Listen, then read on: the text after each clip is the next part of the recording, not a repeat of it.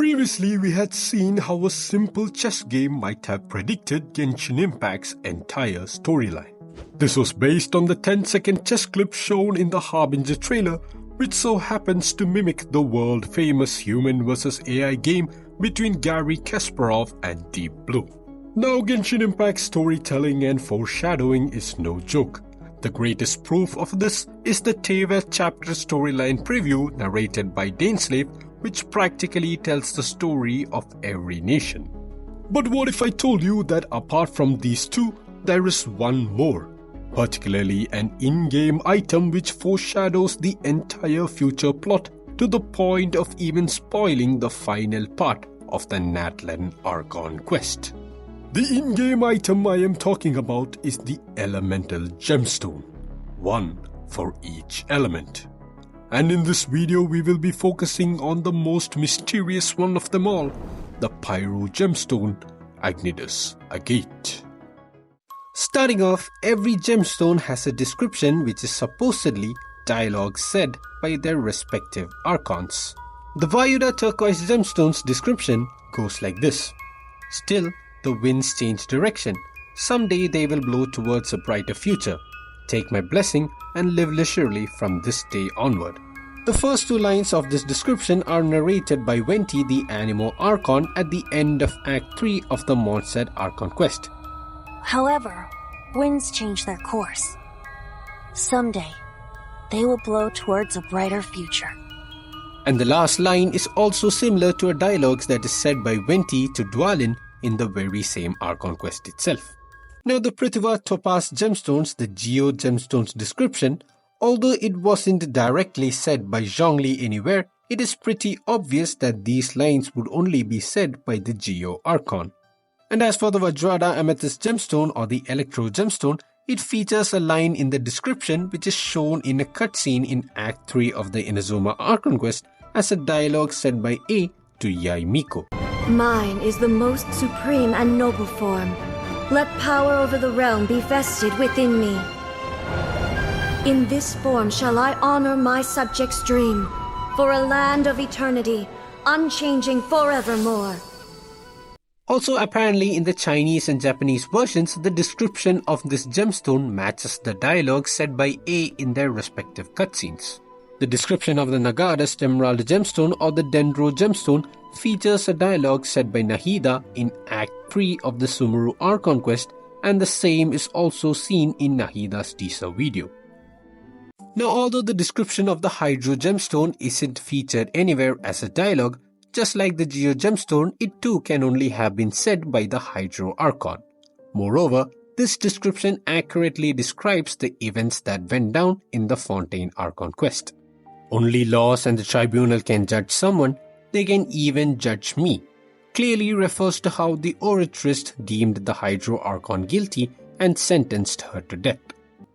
Coming to the Shivada Jade Gemstone, the description is most likely a dialogue that would be said by the Saritsa to Pyro. The reason why this could have been said to Pyro is because of how he mentions that Signora's final resting place would be the entirety of the old world in the Harbinger trailer. Moreover, in the Snezhnaya part of the Teyvat chapter storyline PV, this Latin script below translates to "Let me lead my queen to unmatched glory," which is most definitely something that Pyro would say. So judging by all we have gone over right now, the Pyro Gemstone's description should be something said by Mawika or the Pyro Archon. But since such a dialogue hasn't come up in the Archon Quest so far, it would only be fair to assume that this would be a dialogue in the upcoming or final part of the Natlan Archon Quest. Now if we take a look at the Chinese description of the Pyro Gemstone, it is translated as "Going on a pilgrimage for a wish, fighting for the title of the strongest, finally burning in the fire for the dream. If the original heart remains in the ashes, then he has achieved censored truth." Although the first two lines could be referring to Natlan's pilgrimage tournament to choose the strongest warrior to fight against the abyss, the real question is, who is he referred to in the last line and whose name has been censored and why? If you take a look at the Natlan teaser part shown in the Teyvat chapter storyline preview, the Latin script below translates to "Rise, O strong man, and go to your destined victory." Now who could this line be referring to? After the end of the Archon Quest, it is clear that for the upcoming Archon Quest, the most pivotal characters are going to be Mawika, the Traveler, and Capitano. So given that Capitano is going to be one of the most important male characters in the next Archon Quest, as well as the fact that he is the strongest human in Teyvat, the Latin script could quite possibly be referring to him. Another interesting thing is that when the Natlan teaser is shown, Daneslave says these words: "The victors burn bright, while the losers turn to ash," which is shown later in the Archon Quest to have been said by the Shade of Death, Ronova. Now this particular phrase is written in Chinese as such, where the last two characters mean either ashes or embers. But it is also said that in Chinese, these two characters can also be used as a metaphor for the scattered remnants of a defeated military force. Now this oddly sounds like an accurate description of the mighty Commander Capitano who journeyed to Natlan with his squad after being defeated by the Abyss in Khaenri'ah. All of this makes it possible that the he referred to in the Pyro Gemstone's description could indeed be Capitano himself. Then in that case, what about the censored name? Who or what does it represent? The 5.1 Archon Quest ends with a conversation between Capitano and the Lord of the Night.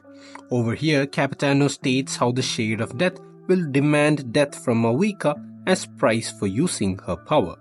The Lord of the Night, who is surprised that Capitano knows this, goes on to state that the ruler of death has sent him on his long journey. Now this could be referring to the Khaenri'ah curse of immortality that affected Capitano, as long journey could metaphorically mean long life. This also hints that the Khaenri'ah curse was probably the Shade of Death's doing, which actually makes sense. But that wouldn't explain why the Lord of the Night was surprised to hear that Capitano knows what the price for using the Shade of Death's power would be. Another strange thing to be noted is how Capitano came to know about the source mechanism. Honestly, it is quite strange how Capitano found this as an alternative to save Natlan when not even the Pyro Archon thought about it. Moreover, when Mawika inquires about how Capitano knew and found the source mechanism, he states the names of 3 scholars, people whom Mawika hasn't even heard about. Something funny about these names is that they are in alphabetical order as well, A, B, C. This makes me wonder if Capitano maybe just randomly said 3 names that came to his mind to hide the truth about how he actually came to know about the source mechanism. Apart from all this, other suspicious things about Capitano is how he was able to use soul ferrying, that is sending lost souls into the ley lines, which is a Masters of the Night Wind technique. Adding to the suspicion is how Capitano was able to deploy power very similar to Natlan's Night Soul Blessing during the fight with Mawika. Now I'm pretty sure a lot of you must have heard the theory that Capitano is probably housing different souls inside him. This could explain why the soul that tried occupying Auroron's body was that of a Khaenri'ah who belonged to Capitano's squad. Similarly, it could also be possible that Capitano could be housing the soul of the Masters of the Night Wind Chief Aizu, who he fought alongside with, which could explain the origin of Capitano's mysterious Natlan powers. Now when Capitano activates the source mechanism rather than reconstructing the ley lines directly, it awakens the Lord of the Night from a slumber, which was something Capitano didn't expect. All of this makes me wonder what if the sentence, the ruler of death sent him on his long journey, is more literal than we thought. What if this line isn't referring to Capitano's immortality curse, but is instead referring to Capitano actually being sent on a journey by the Shade of Death herself? What if the final foe that Capitano has to face is actually part of this journey that he was sent on? What if the Shade of Death is also the one who told Capitano about the source mechanism so as to wake up the Lord of the Night? And what if the Shade of Death is the reason why Capitano can mysteriously house souls and can even send them back into the ley lines? What if the Shade of Death is actually the unusual presence that Mawika felt inside Capitano during their battle. Earlier I had mentioned how the line "the victors burn bright while the losers must turn to ash" was a dialogue said by Ronova, the Shade of Death.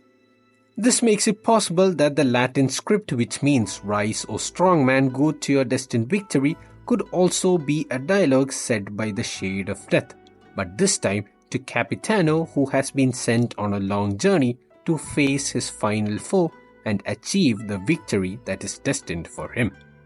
This also makes it possible that the censored name in the Pyro Gemstone's description probably belongs to the Shade of Death, Ronova herself. But why would Ronova's name be censored? Now, other than Ronova, we know the real name of one more shade, which is the Shade of Time, Istaroth. Just like how Ronova is called the ruler of death, Istaroth is also called the ruler of time. But what is most interesting is that although Istaroth's name is revealed to us players, no character or book mentions the name as such in-game. In Mondstadt, she is referred to as the Thousand Winds or the God of Moments. In Inazuma, she is simply referred to as a higher power. In Enkanomiya, she is called Tokoyo Ukami or Kairos. And in the book Before Sun and Moon, to avoid saying her real name, it is even written backwards. And in the Archon Quest, according to the Lord of the Night, the Shades do not like to be mentioned by name by any living being, be it human or one of the seven. This could be the reason why Ronova's name is censored in the Pyro Gemstone's description. But the only problem is that in the Natlan Archon Quest, Mavuika herself has mentioned Ronova's name multiple times. This leads me to believe that it could be possible that this name was censored to prevent major spoilers, as the Pyro Gemstone was a very early in-game item. Even then, out of all the characters we know so far, the possibility of the censored name belonging to the Shade of Death or Ronova is the highest. Now we have all been speculating that Capitano might probably sacrifice himself instead of Mavuika and save Natlan. This made me wonder if the reason why Capitano knows that the Shade of Death would demand death as a price for using her power is because Capitano has also done the same. What if Capitano has also borrowed power from Ronova, the Shade of Death, to save Natlan? This would explain the Lord of the Night's statement of why the Ruler of Death has sent him on his long journey, as well as Capitano's mysterious soul-faring powers and the unusual presence within him. Capitano is probably planning to sacrifice himself to save Natlan. Now this gives a whole new meaning to the Pyro Gemstone's description. A pilgrimage for a wish, referring to Capitano's long journey. A battle to earn a name, referring to Capitano's battle with his final foe. And burnt to cinders for a dream, referring to Capitano's death to save Natlan. Hey guys, hope you enjoyed that video. Do check out my other content and don't forget to like and subscribe, and I will see you in the next video. Bye bye.